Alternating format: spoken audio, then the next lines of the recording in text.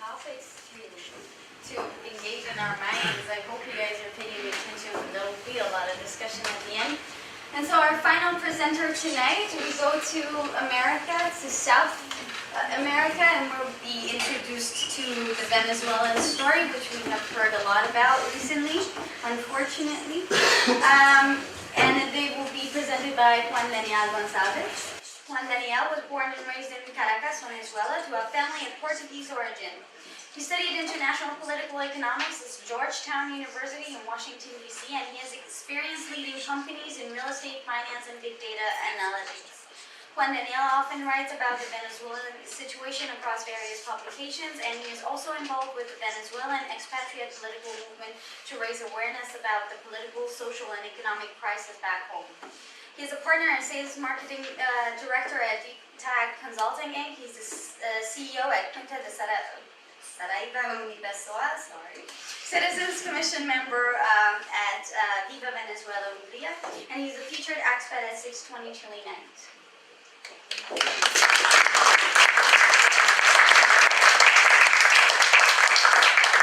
All right, so hello everyone. I hope you still have time and energy for me. I promise it'll be fun. I'm going to talk about the Venezuelan story, which is quite popular these days. I'm going to talk to you about how the Venezuelan government is responsible for hiding what is the largest humanitarian refugee crisis in the history of South America.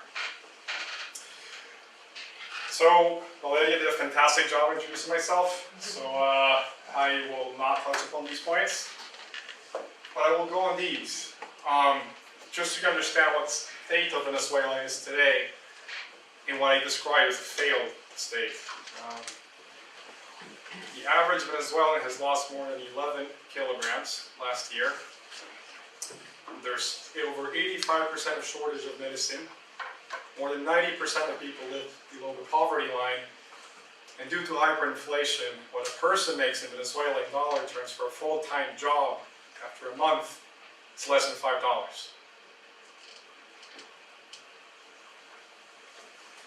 So the crazy thing about this all is that it's actually a purely political crisis. There's no earthquake that has hit Venezuela. There's no tsunami that has hit Venezuela. There's no war. Venezuela sits in the largest petroleum reserves in the world. Didn't always used to be this way. Back in 1950, we were the 4th richest country per capita in terms of GDP. So what happened? What went wrong? We unfortunately don't have too much time to get into details, but I attribute what we have today to 3 factors. The first one is weak institutions. Venezuela traditionally has been a country where the executive power has subjugated other public institutions. Usually the president gets away with doing whatever he wants. There's no checks and balances, so whatever the president wants, he gets. You mix that with finding oil. This is actually the first oil field that was discovered in the country, called Sumaque, the first, turn of the 20th century.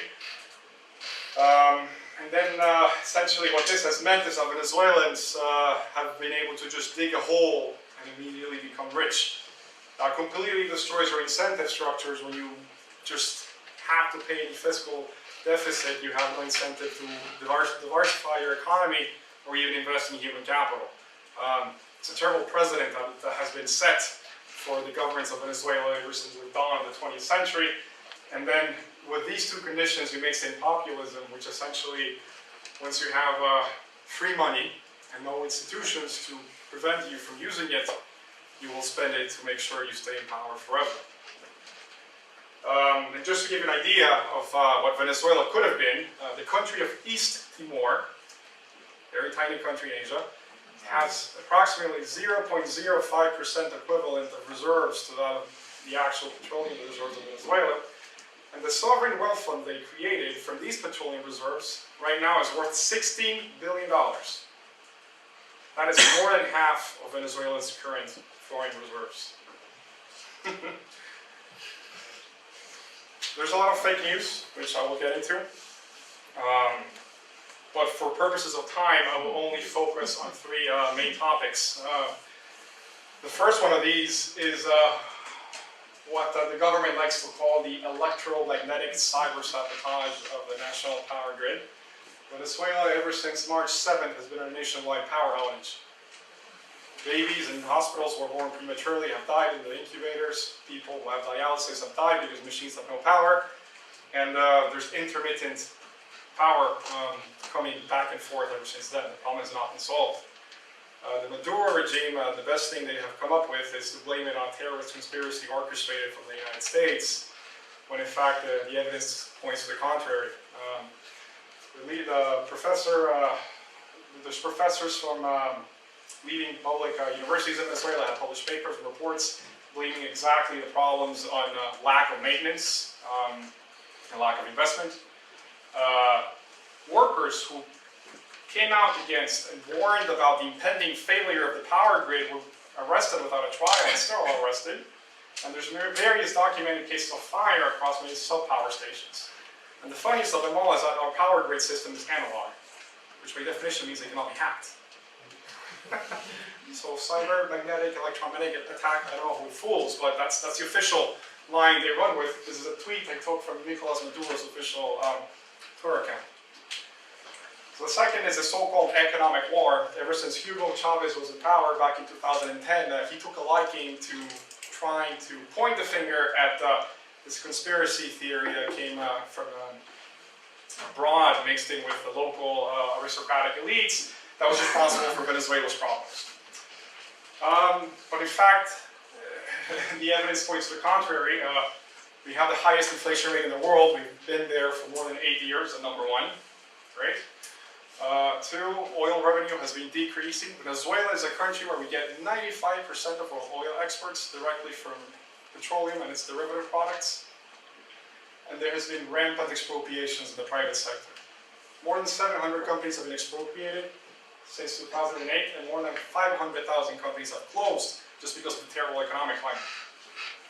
There's also price controls in place. The government tells you what it costs you should sell. So if I'm a producer and it costs me $1 to make an egg, but I have to sell it at 50 cents, why would I produce? And then essentially the destruction of local industry has caused Venezuelans to rely more and more on imports that you have to pay with dollars, but our currency is worthless. How can people survive with $5 in their pocket after a full-time job when everything is in dollarized terms? That's why more than 5 million Venezuelans are expected to become refugees by 2020. That's a sixth of the country's population. Another fantastic story that the government likes to push is that the current situation is due to American sanctions. That cannot be farther away from the truth. There have been sanctions ever since 2015, but these are usually against corrupt officials or their families in the US when they freeze their assets. They can no longer go to Disney World. They're blaming the US for what's happening in their home. The only exception to these targeted sanctions started in 2018 when President Donald Trump prohibited American companies and people on American soil who transact any sort of business with the Venezuelan government. Some people might say, oh, okay, so here's the origin story. So this is where it's all coming from. The reality could not be more different. Ever since 2013, our GDP has contracted by 50%. Rex was talking about China growing by 10%, 6%. We have lost our GDP by half in 5 years. We were only saved from this catastrophe because the average price of the OPEC crude oil barrel between 2011 and 2013, where we still had somehow positive growth, was almost $110. Right now it's around 40 to 50. And essentially, due to mismanagement and complete lack of competence, we produced less and less. We went from producing 3 million barrels of oil per day in 2008 to almost 1 million barrels. That's a third of peak production less than 10 years ago. And the barrel of oil, of course, is no longer the same price level it was before. How does the Venezuelan government engage in fake news? Well, for starters, Twitter identified over 1,200, almost 1,200 Twitter accounts that were linked to the Venezuelan government. And many NGOs labeled this the first instance of a government using a Twitter app to amplify its domestic propaganda. Venezuela, there's almost 300 political prisoners today. These are people who are put in jail without a trial just because they spoke against the government. The Venezuelan Ministry of Interior, Justice and Peace, which sounds very Orwellian, is actually, in fact, is responsible for creating troll and bot forums that spread fake news vehemently all over the world. We rank in almost the last places in terms of press freedom, and the Venezuelan government, if anyone here works with IT, they use DNS and SNI web blocking strategies to prevent people from accessing Wikipedia, Instagram, Twitter, Periscope, places where people can get access to information. What's the consequence? You right now might agree with me and see the charade facade that this is, because it's quite obvious based on the facts I have just told you, but many people do not have access to this information. And you look at comments on Vice News on Facebook, for example, and you see blatant lies being liked and spread in the top comments without people realizing that this government is causing so much pain. So I want to end with this. This is my favorite journalist from Venezuela. His name is Luis Carlos Diaz, who was actually arrested not too long ago as he was biking to work. Luckily, the pressure we all put through social media enabled him to get freed.